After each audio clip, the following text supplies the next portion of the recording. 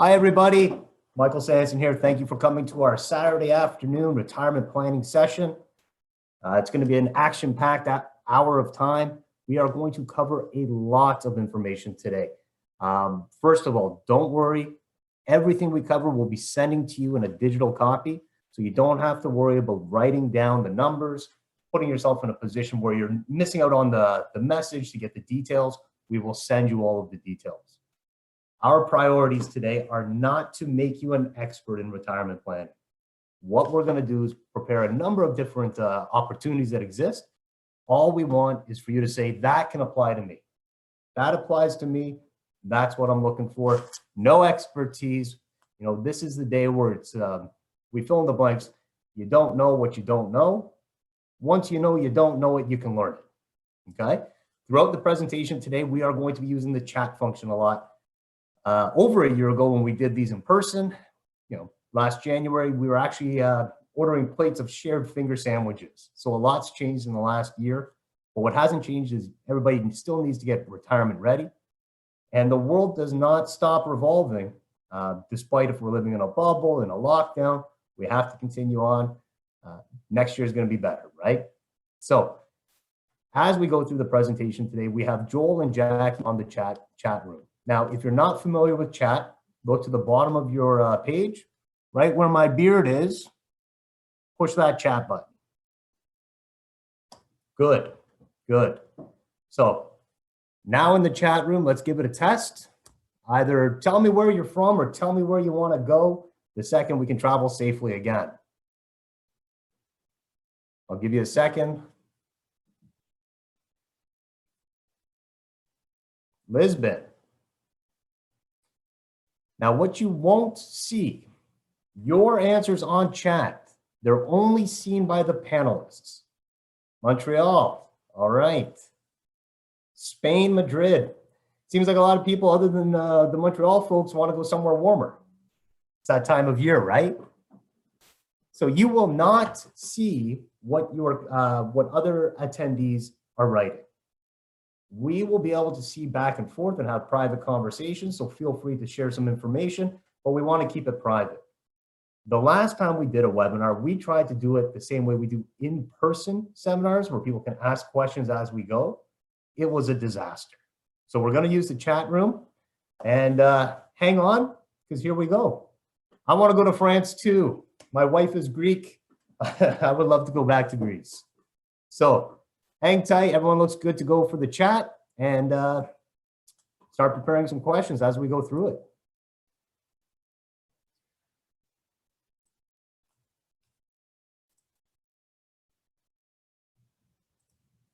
Okay, and off to the races. So my name is Michael Sanson. I'll be one of your two speakers this evening or this morning. I'm a chartered portfolio manager. Now, what that means, that's the same credentials that a mutual fund manager has. I focus on investment returns, investment growth. I'm one of the top downside protective because I hate losing money in the market. Downside protection is extremely important, especially when you're getting in towards retirement. My colleague is the legend, Simon Hex, 40 years industry expert. He is deemed the retirement ambassador at Manulife Securities. He has helped hundreds of families into and through retirement. He's a certified financial planner and has prepared thousands of plans over his career. He has pearls of wisdom, guaranteed investment specialist, and I would love to introduce him to you so Simon can share his thoughts on preparing for retirement. So Simon, go ahead and say hello.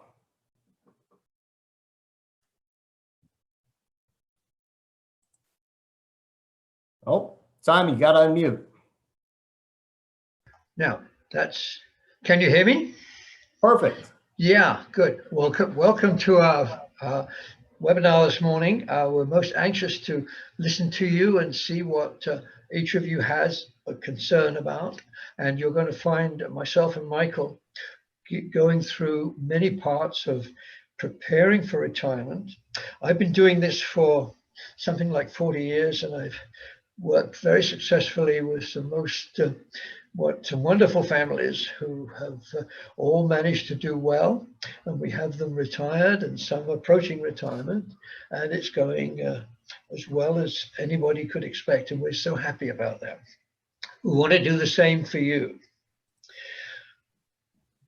So what I would like to do is talk to you a little bit about what retirement means to you. Each one of us is different, and your own particular hopes, dreams, and ideas will apply to your retirement. There is sometimes a problem in retirement with boredom, but if you have something to go to, and I like to think of retirement as the next phase in your life, so that you will be able to look forward to jumping out of bed in the morning, things to do, exciting things to do, and it'll be quite a different lifestyle than you've just left when you retire. For example, you could be an avid reader and you like reading a lot, or you have a garden at home and you want to spend more time in the garden, or alternatively, you like working on your computer, and that would mean that you spend more time on the internet exploring the world and making life very interesting for yourself. Those sort of things are not expensive to deal with. So consequently, that would not create a major cost to your retirement. If on the other hand, you wanted to go traveling to other countries and so on, you wanted to volunteer to help people less fortunate than yourself, so that they can be taken to hospital or helped to overcome problems they're facing and so on, which would be could be very important to you. Also, you could have grandchildren, and if you have grandchildren, you may want to spend more time with them, spoil them and have fun with them and so on. And those sort of things are expensive. So consequently, we need to build that into the retirement plan, which we would prepare for you personally. When we start working with you, you have what we call a client journey. And the first portion of the client journey is to get to know you. We get to know each other, and this is very important because anything we do will depend on your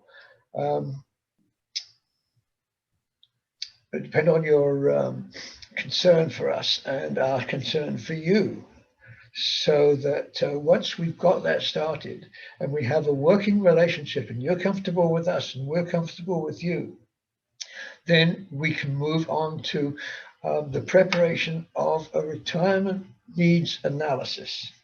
That's really to look at where you stand today and what you can expect when you retire based on what you've done so far and continue to do.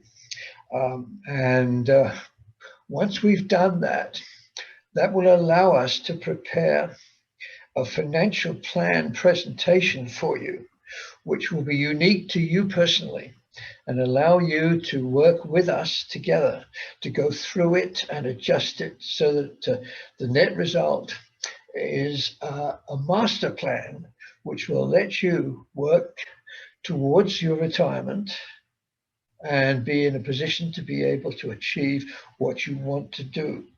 Then, of course, it's the matter of finalizing that agreement, then working on it for you and getting it set up so that it is actually working for you and will result in a very successful retirement plan for you. Now, that's not the end of the story, because once your plan is in place and it's working, we need to monitor this. What we do after we set this up for you is every bit as important as what we do to bring you to the point where you have a master plan. And that needs to be reviewed at regular intervals. Could be quarterly, could be semi-annual, could be annual, depending on what you personally want. We don't want to burden you with too many meetings, But on the other hand, we want to make sure that you're entirely comfortable and you're on top of things and you're happy with what we are doing. Now, from this point on, I'm going to hand over to Michael Sanson, and he will take over and take you through the rest of this presentation. And I'm sure you will find his presentation very interesting. And do stop us if something crops up that really concerns you. And through the chat system, we can answer questions which will come up as we go forward. So, Michael, over to you. Thanks, Simon. And guys, I've just checked the chat room. Joel doing a great job. Lots of questions coming forward. And it's actually, you guys are making very good use of what's going on over there, of using that system. Today, what Simon was just talking about is the mental aspect of retirement planning. It's mentally being prepared. And when we start really implementing, it's never too early or too old, but the key kind of timeline for a retirement plan is 5 years before and 5 years after. 5 years before, you are thinking about how you want to spend your life in retirement. You start taking inventory of the assets you have and how they can be used throughout your retirement. 5 years after, you want to really make sure you're either sticking to your budget, either saving too much, not spending enough, which is a very, very common problem into retirement. It's tough not getting that paycheck, but it's getting used to being the monetary source of your investments funding your lifestyle. I want to be very straightforward. This has nothing to do with age. It has to do with where you are in life.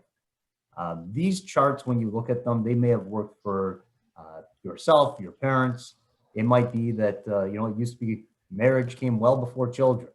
Now children can come before marriage, and university planning could be taking place in your 60s, mid 70s, depending on how long you wait to have kids. So it is not age related. It's your circumstance related. All right, first pop quiz. What we're going to do here, this is about the mental aspect of retirement. So let Joel know, let Jackie know how you feel. Push a button, 1, 2, 3, or 4. Number 1, if you've got an idea of how you want to spend your retirement, that's the first step. Number 2, you've taken that actual inventory, you've put a plan in place. Have you gone that far? Number 3, you don't really want to retire. It's not financial, it's just mental. You don't feel prepared, you like what you do. And on the flip side, you have number 4, just tell me the day. Tell me the day that I can retire and I'm out of here. Tell me how to figure that out.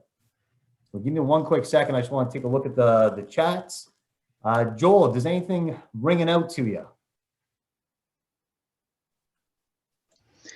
Yeah, there's a couple of people they don't feel mentally or socially ready to retire. Some are more priorities are put on work, more responsibility for young families. I understand that as well. It's going to be different for everybody, is what we find. And that's the reason why we want to go through a retirement plan to focus on everybody's exact situation. You want to look at where they are in point A to get to point B. So it's about taking inventory assets. It's about looking at what your priorities are today, what they're going to be in the future, and getting comfortable with going to the next stage of retirement. Like Simon mentioned, retirement is not the end of someone's life. It's the beginning of another stage. So with that said, Mike, I think, you can take it over. We'll hand it back to you and we'll go from there. Excellent. Maria, congratulations to you and your husband. Happy retirement. A lot of retirements happening during COVID. I bet you no one expected that, right? Welcome to retirement. You can't go anywhere or do anything. But that's life and it doesn't change. So section 1, mentally preparing for retirement. In order to feel comfortable for retirement, put a plan in place. Know that you have a plan. Know that you're not doing blind faith before you give that final day's notice. The second part of the presentation, it's going to start getting a little bit more technical, but I want to make sure we address these concepts with you so that you know exactly what affects you and how changes in tax rates, government programs can be taken advantage of for your retirement plan. So the first part we'll cover is just the recent background or recent changes in retirement planning. The tax-free savings account, 2021's contribution limit, $6,000. you have cumulative space of 73,500 that can be invested. You do not lose that space. The Liberal government in the last budget, they reduced taxes. I repeat, taxes were reduced. In the tax bracket of 45 to about $90,000, 1.5% savings. Now, with taxes, you give with one hand and they take with two. So the highest tax rate of over 150, the tax rate increased by 6%. Yes, 6. So they give with one, they take with two, and we'll show you how to avoid these higher tax rates. Old age security. A lot of people are not aware of this, but there is a mechanism to defer your OAS. This is an extremely important planning aspect because if you have an income too high, your old age security will be clawed back. They will take it right back. The different types of investment vehicles, we'll go through them. The first one is your registered plans. Now this would be an RSP, a LIRA. It could be your work contribution plan where your employer matches. This is your defined benefit plan if you're fortunate enough to have a pension like a teacher or a hoop pension. All of these accumulation of assets happen pre-tax, and all of the money as it comes back to you is taxable as income. The tax-free savings account is a fantastic investment vehicle. All growth inside of your TFSA is tax-free. The misconception here is the word savings account. We see too many TFSAs invested exclusively in cash and used as a savings vehicle. Remember, if cash doesn't grow, so there's no tax being sheltered, you got to choose the right investments to put in your TFSAs. The last investment vehicle is a non-registered portfolio. In these accounts, only the growth, dividends, capital gains, these become taxable to you. You paid tax already once on the principal, once is enough. We try to keep it at that. Those were your accounts. Other sources of income that people feel or retirees feel that they'll have in retirement, which is not always correct, is shown below. The green line shows exactly where we think we're going to be getting money from. The blue shows where it truly did come from. So I'm going to point out three that are a very high misconception. The first one is employment income. Many of us feel we want to work into retirement. We want to continue to work, but that might not be our choice. We may be able and willing, but it just might not be available to us. The second one is the equity I have in my house. House values in this area have skyrocketed. It's a big part of every retirement plan, but we often misunderstand how expensive it can be to downsize. So often we're overemphasizing how much money we have available in our home. And the last one, which I personally love, is the inheritance. Your family, your parents are spending your inheritance. You should do the same. Do not rely on it because as you'll see, there's some costs associated with retirement that can evaporate that inheritance very, very quickly.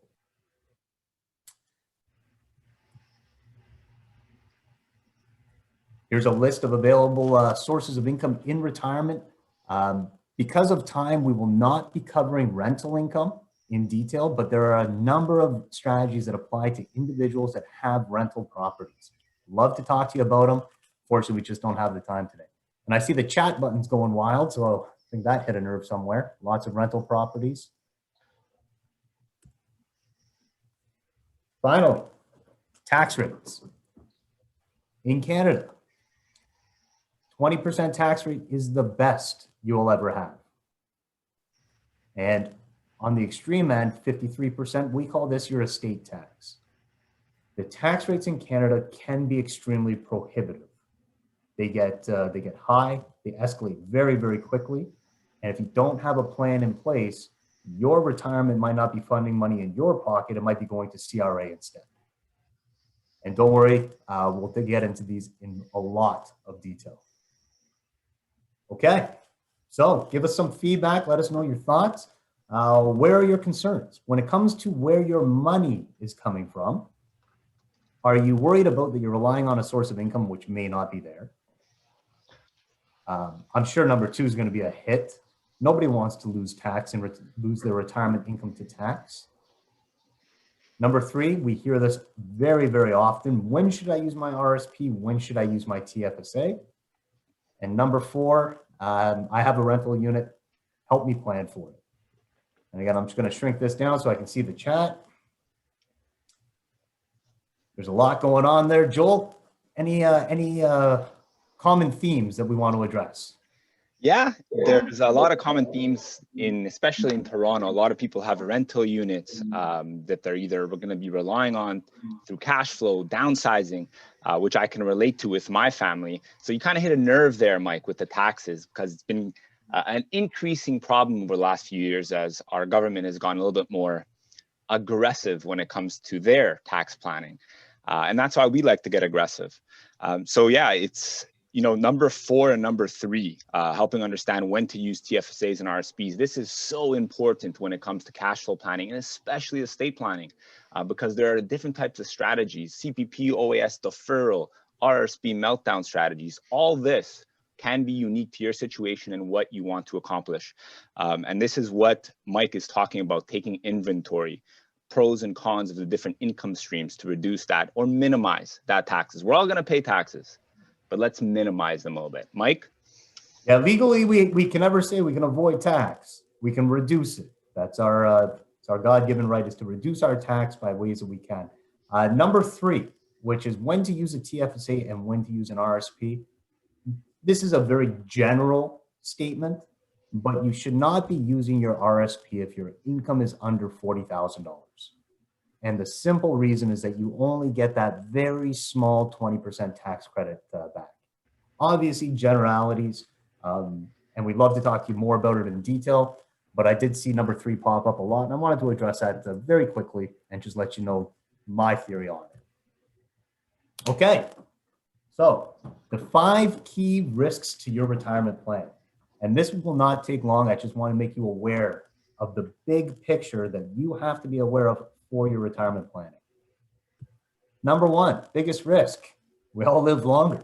God willing, we're all doing jumping jacks at 110 years old.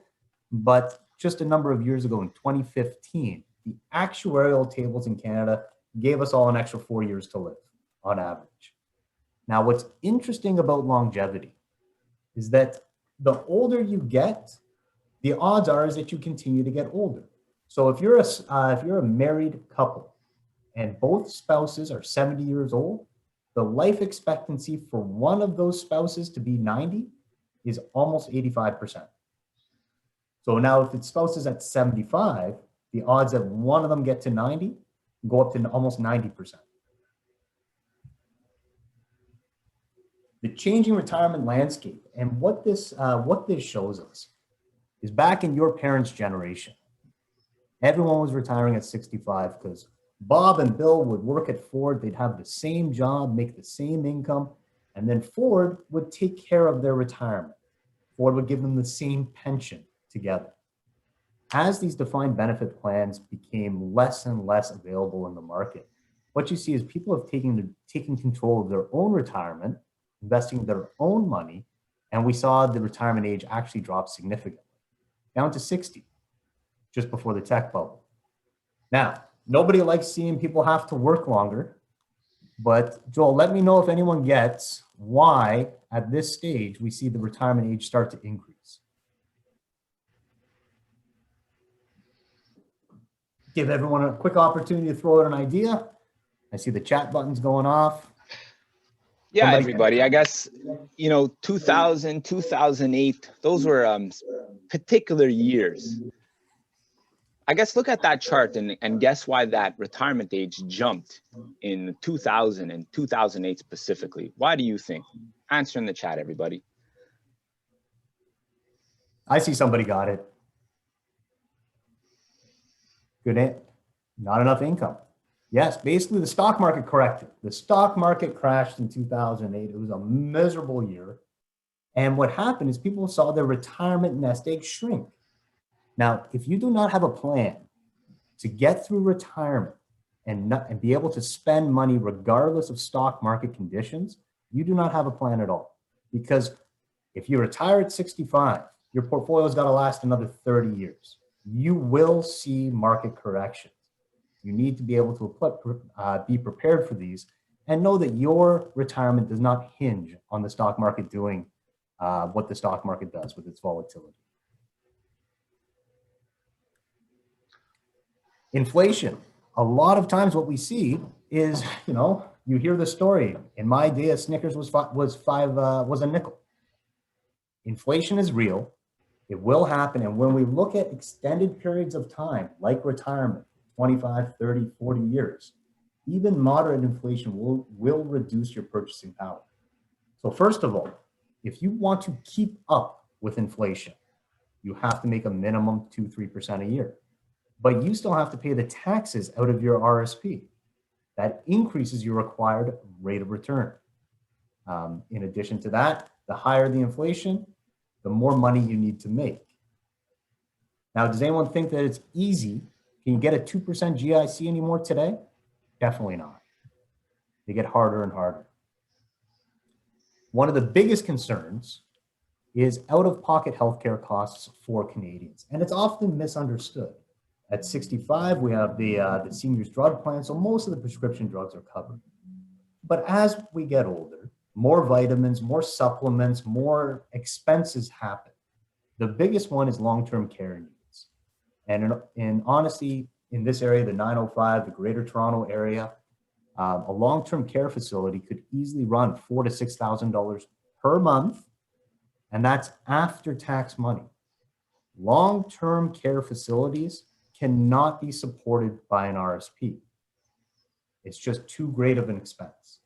This is primarily where inheritances go. Fortunate, right? It's your parents' money, just like it's going to be your money. You should know how you want to spend it. How are we doing in the chat there, Joel? See a lot of things coming up. 1 second. The last risk to your retirement plan, which we should know, is that as we get towards retirement, everyone says that you have to become more and more conservative. The unfortunate part is that if you take all of the risk out of your portfolio, you have no growth. If you have no growth, you're not keeping up with inflation, you can't pay the tax bills, and you're effectively losing money. Principal protection is not just keeping your account at zero growth or static, because if it's not growing, you're actually losing to inflation. All right, give me a second to address some of these questions. The biggest risk you feel, anyone worried about outliving your money? Am I keeping up with inflation for number 2? How do I fund these long-term potential care needs? Number 3, and should I be changing my investments to get ready for retirement? Give me 1 second, I'll just want to see what's going on in the chat room. Wow, there's a lot going on. So I'll bring that page back up because I don't know if I left it long enough. Joel, tell me what you're seeing here in the chat. A variety of answers, interestingly. 2, 3, 4. Some are saying all. Very, very interesting. For me personally, inflation is a little bit of the boogeyman for me. And also funding long-term care needs, not for myself yet, but more for my immediate family. My mother and father just retired. All of these things have to be taken into account and should be looked at and combined, bolted onto your financial plan. And we're talking about cash flow again, guys. If someone comes to us and they need a certain amount of dollars, absolute dollars every month, but they don't have enough assets, perhaps, there's only a couple things that are available to us. You have to increase the rate of return. You have to look at reducing taxes, looking at reducing expenses. There are all different types of strategies that could apply to you. But for me personally, Mike, it's the inflation. Keeping up with it is the boogeyman, but there's a lot of different concerns here. We have to, I think you got some work for yourself, Mike. I just checked out the chat Zoom. It seems that every number, 1, 2, 3, 4, and all are listed at least 3 or 4 times. So Joel, if you'd be so kind, put out a booking link. And what we've done, Joel will put out a link where you can actually just book a follow-up call with us. If we don't get your answer immediately, just tell us a good time to reach you. And from there, we'll be able to know how and when to give you a call, just to address some of your questions if they're a little bit more detailed. Good, finally. So now Mike's gone, Mike's talked about mentally, are you prepared to retire? We talked about all the bad things like taxes and inflation and all the negatives, the risks to retirement. Now it's time to start talking about how to plan for it. This next section is money orientated. So these are your investments, your CPP, and your old age security. There is a third government pension called the Guaranteed Income Supplement. We didn't get into it in this presentation, just time related. This is typically for lower income, it's a supplement for low income families, and we'd love to talk to you about it. It's a great planning tool. It's the third available government pension. Just let Joel know. So step one, asset allocation. Asset allocation is a fancy word for stocks and bonds. The more stock you have in a portfolio, the more aggressive. Now, when you are working every quarter or every bi-weekly or once a year for your RRSP, you're putting money into your investments. And because you're doing it over time, you're blending out the ups and downs. And what this allows you to do is called dollar cost averaging. It's a fantastic tool, helps you grow over time. Now, when you are accumulating assets, a lot of people have balanced or equity mutual funds or a balanced investment. If you have a balanced investment, monthly income fund, a balanced fund, these are not appropriate vehicles in retirement. The one thing I want you to get from this, if you look at your statement and you see balanced fund, monthly income fund, and you're thinking about retirement, that investment is no longer right for you. It was right for you here, did great in the accumulation section, but as you start drawing your money out, a balanced fund does not give you access to non-loss capital. All of your money's in a balanced fund in 2008, it dropped just like everything else. You have to have a source of capital not tied to the stock market. Of all the financial planning concepts we have, the one that I hate the most is called the luck factor. And this is retiring on negative years in the stock market. You need to have a plan for that. That's an unlucky person. Your investments actually have to change. So a lot of times when we talk about approaching retirement, increasing your fixed income, becoming more conservative, that used to be a very good alternative. Like I said, when I started in this career, GICs at 6.5% were a very nice way to have a buffer of safety in your portfolio. The old rule of thumb would be your age should equal your fixed income. So a 60-year-old person would only have 40% of their money in the stock market. An 80-year-old would only have 20% in the stock market and 80% in fixed income. Because of lower interest rates, everyone has had to increase your risk marginally to get the returns required for a proper retirement plan, and you should be in planning of a 6 to 8% return. In this area, the 60-year-old who used to have 60% in fixed income now only has 42.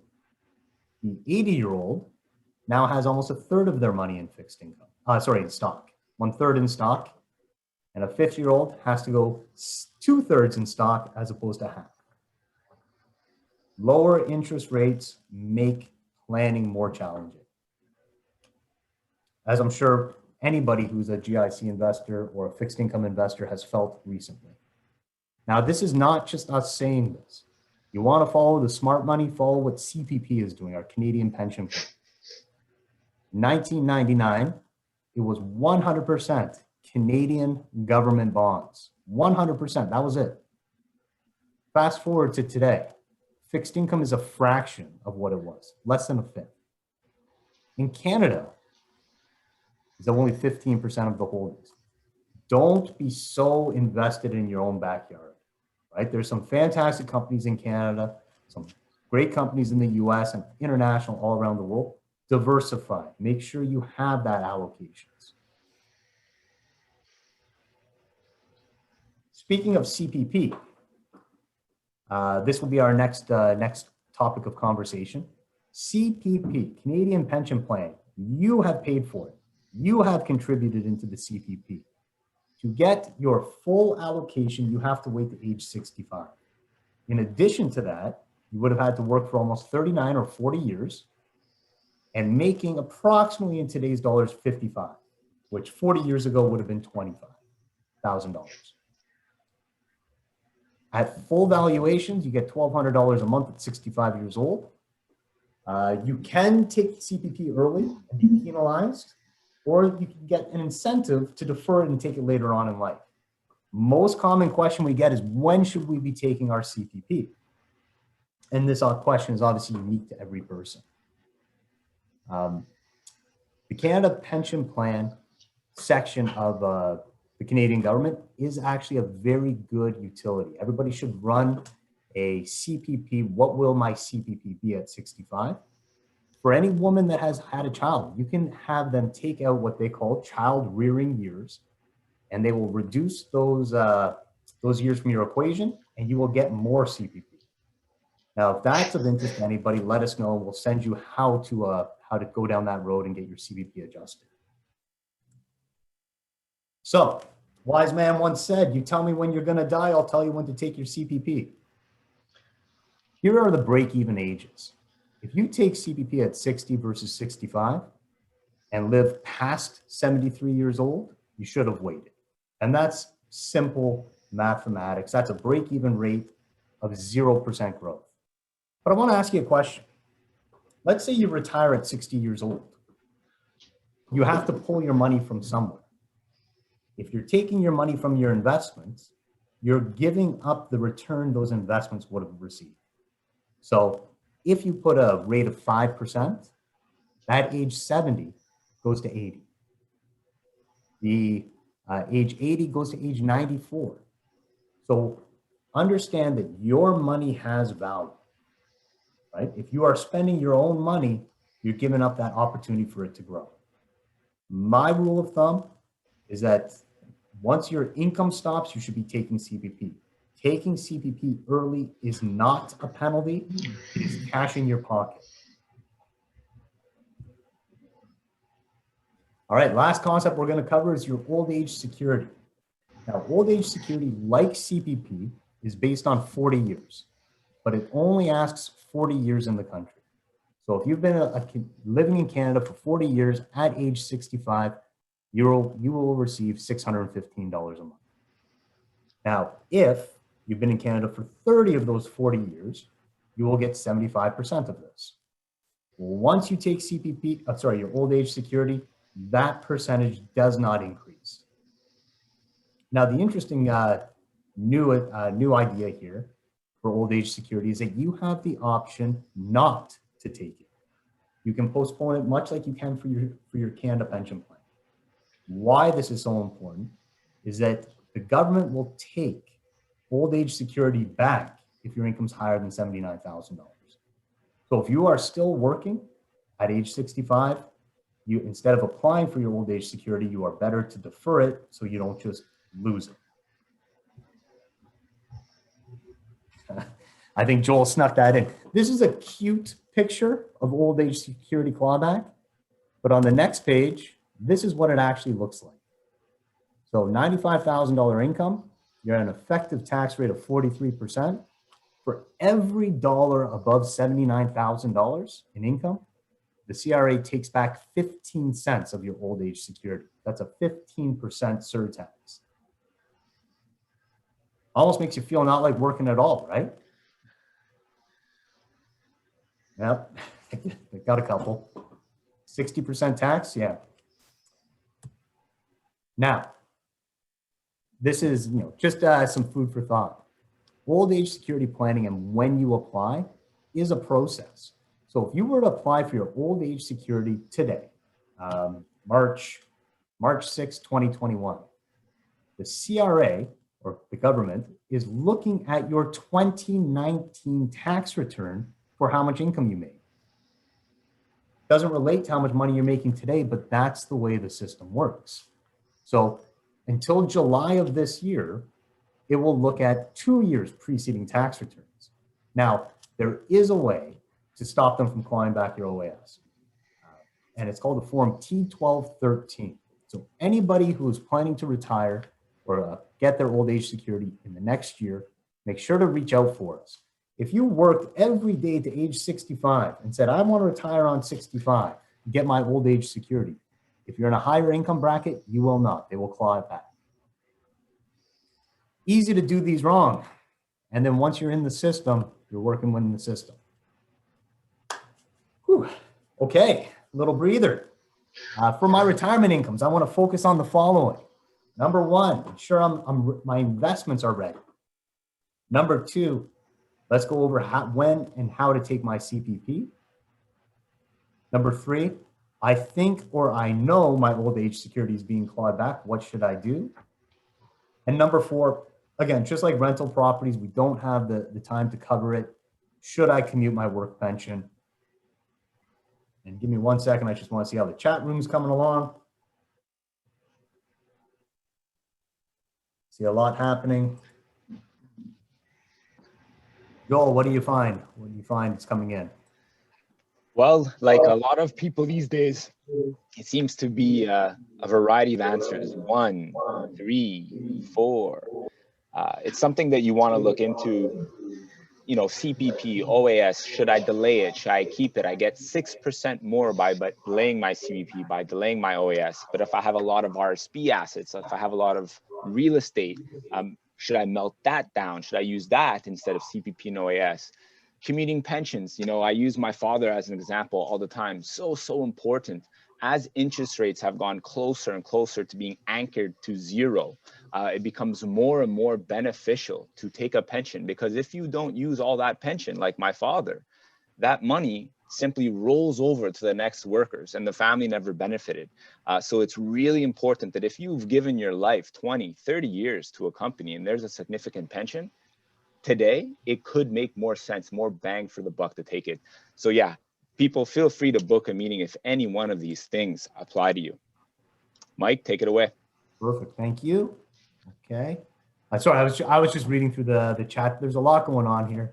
Ensuring my investments are retirement ready. That's definitely probably one of the easiest things to do, but it is part of your overall cash flow plan. And retirement planning is cash flow planning. That's what we focus on. And off we go. So yes, we hate tax. Yes, the tax in Canada can get prohibitive, or even at some points at a 60% tax rate, punitive even. So what I want to talk about right now is a couple of ideas that may go against the grain.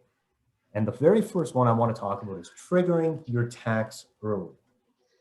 Now, when I was first in school for financial planning, this is late 90s, the idea was defer. Leave your money in your RSP. Only take your minimums. You know what happens then?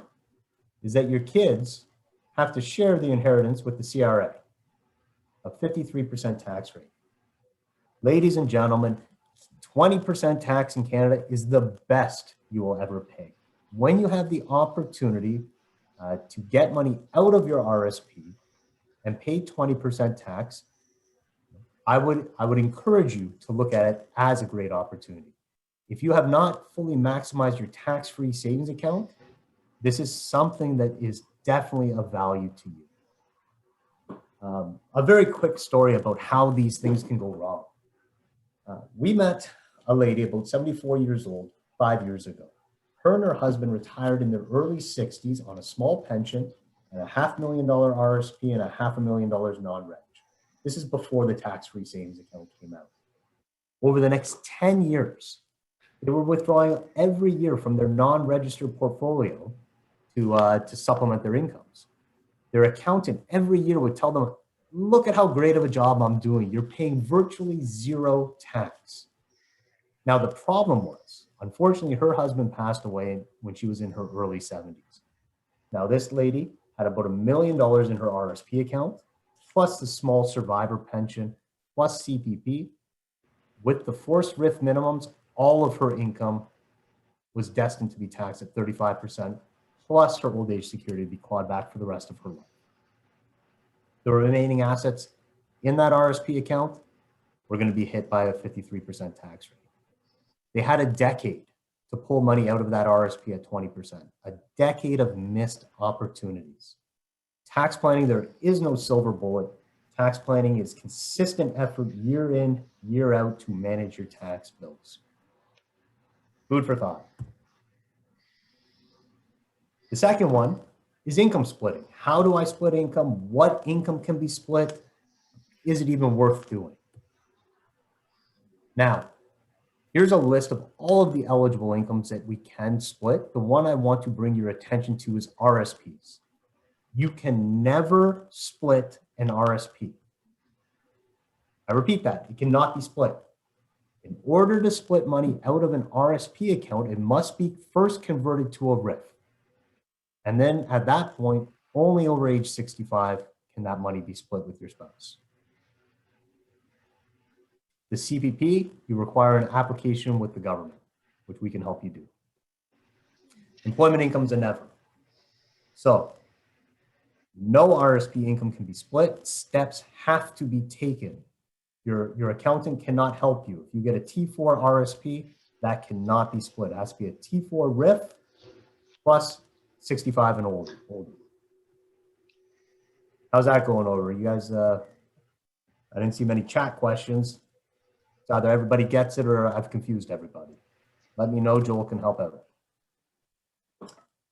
The effects of pension income splitting are superb. It can it can get your old age security from being clawed back, stop being clawed back, and it helps spread that tax bill to both spouses.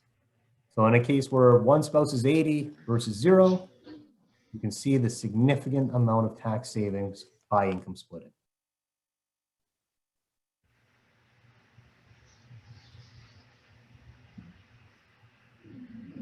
The last thing we're going to talk about is using our spouse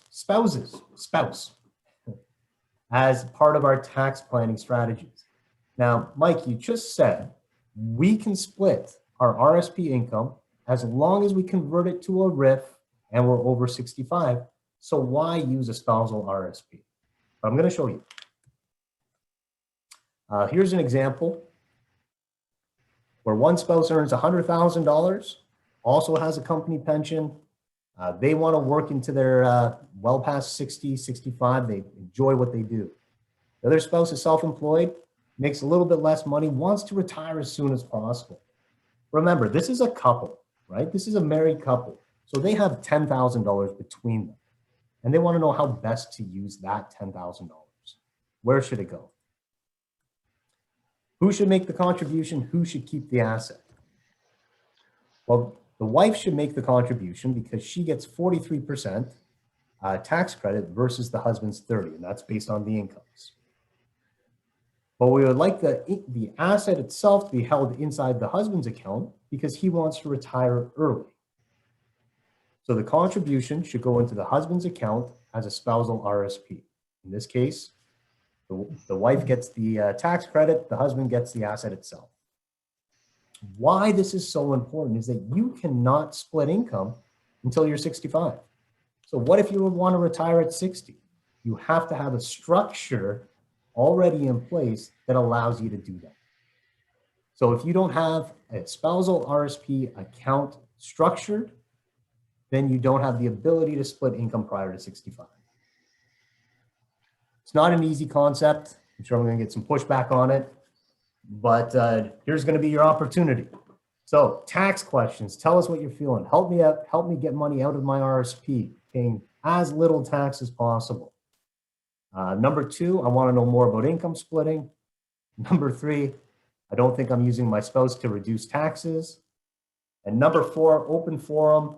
Guys, you've been great. We're at our 50-minute mark. We've got good 10 minutes of Q&A, and we'll stay on the line and see what we can do to help out. So let me shrink this down, read some of the chat questions, and see where we can get the biggest bang for the buck. So Mike, we got a lot of questions on RSP meltdown strategies or trying to get money out of RSP boxes, if you will, more efficiently. Also a lot of pension questions. Can I split my pension if I'm a newly retired teacher? That's been coming up. I wonder if you can tackle that one really quickly, Mike. Absolutely. So when it comes to splitting income, a defined benefit pension plan can be split the minute you take it. So a teacher's pension, a hoop pension, an owner's pension, once you take that money, a defined benefit plan, that income can be split at any age. The second part of the idea of the when to get money out of the RSP, I'll give an example. Imagine you've got two spouses. One's working, one is not. And they're both 60 years old. So you have a high income spouse and a low income spouse. Over their 30 years of investing, they've built up a registered portfolio. They've every year saved diligently, put money into those RSPs, the spousal RSPs. And now where we are is that the lower income spouse has the opportunity to pull money out of their RSP, pay the 20% tax, and now put it in your tax-free savings account. Now, that tax bracket only gets you to $40,000. So you pull it a little bit every year, pay your 20% tax, and put yourself in a better position. Maria, TFSA or RSP? Yeah, good answer, Joel. It really does depend on how much income you're making. So, like I said earlier on, putting money into your RSP when you're in a low income, $40,000 and under, is non-beneficial. You're getting 20% tax credit to put it in, and you have to pay a minimum of 20% tax to get it out. So in that scenario, it's better to keep your money liquid and put it in your tax-free savings account. Thank you for that, Maria. Tom, wife and I are both 55. Freedom 55, it's an ambitious goal. Great idea. Put yourself in a position to get retirement ready. First step, when do you want to retire? Second step is figuring out if financially you can do it, right? No reason saying I want to quit my job if financially you cannot. Defined benefit plan holder, split income. Can I split the tax already paid when we get the tax slip? It's a very good question. So to Pan, what will happen? You will receive your defined benefit plan pension statement. So that'll be a T4 pension statement from your employer. Your accountant can split that on your tax return. So no, you cannot reduce the amount of withholding tax on it. Maria asked a quick question. Taking money out of the RSP or the TFSA? Both of us are retired. Now, Maria, that really depends on what the cash flow requirements are going to be. And my initial feeling is that you should be taking it from your RSP to raise your taxable income to the top end of the lower brackets.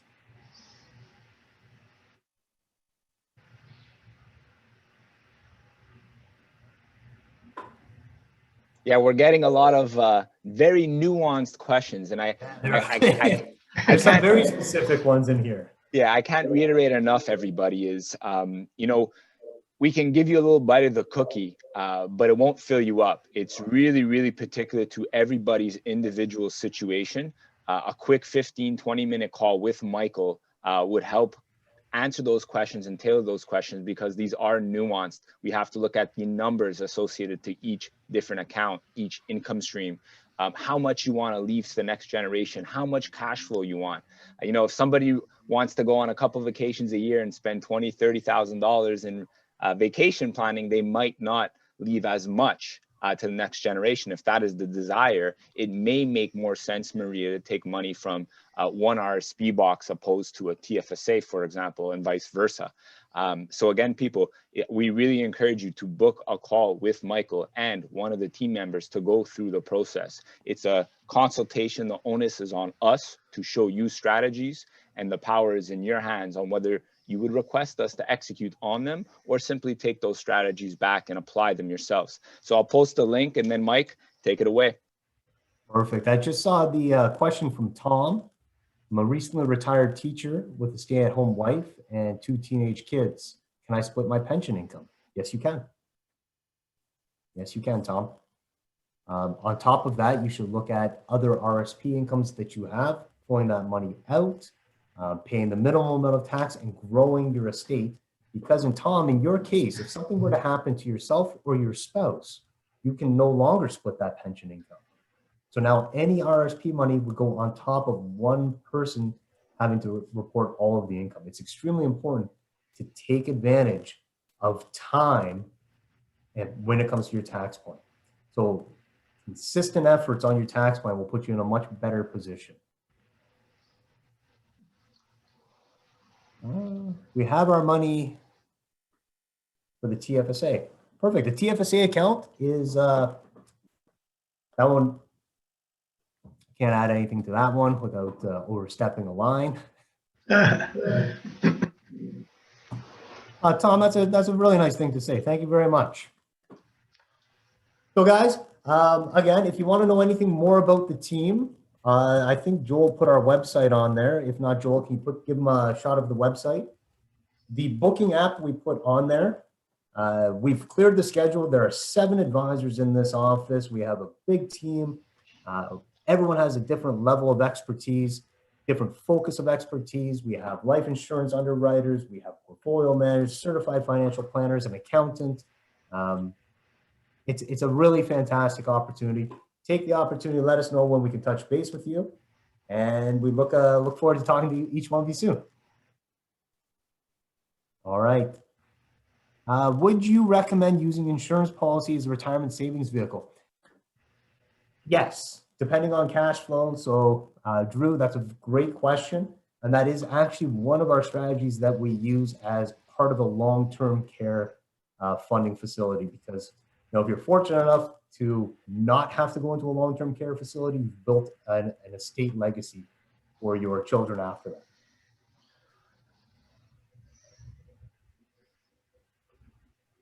Just see if I can get any more questions out of here.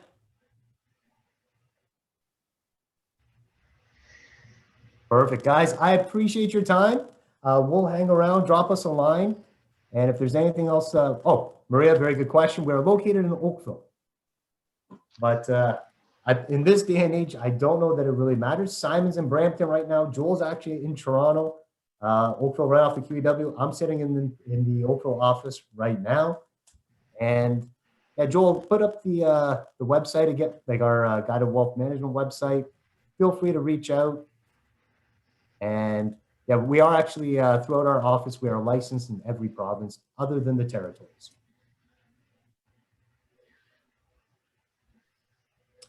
Tapan, that's a tough question. Tapan's question was, can I give money to my spouse? And the most interesting thing about the Canadian tax law is the only person you cannot give money to is your spouse. So again, it's outside of the realm of this presentation, but there is a way to do such a thing called the spousal loan. Today is probably a very good time to implement such a plan because the CRA prescribed rate is only 1%. But yes, there's ways to do what you want to do. It's just you got to take a couple steps. Thanks, Drew. Looking forward to it. Thanks, Tapan. Good questions. Thank you.